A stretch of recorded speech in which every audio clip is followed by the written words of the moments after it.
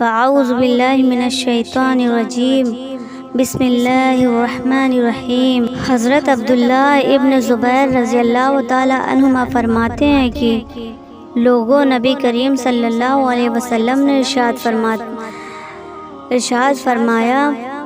اگر انسان کو سونے سے بھرا ہوا ایک جنگل مل جائے تو دوسرے کی خواہش کرے گا، اور اگر دوسرا جنگل مل جائے تو تیسرے کی خواہش کرے گا۔ انسان کا پیٹ تو صرف قبر کی مٹی ہی بھر سکتی ہے، یعنی قبر کی مٹی میں جا کر ہی وہ اپنے اس مال کے بڑھانے کی خواہش سے رک سکتا ہے۔ البتہ اللہ تعالیٰ اس بندے پر مہربانی فرماتے ہیں جو اپنے دل کا رخ دنیا کی دولت کے بجائے اللہ تعالیٰ کی طرف کر لے، اسے اللہ تعالیٰ دنیا میں دل کا اطمینان نصیب فرماتے ہیں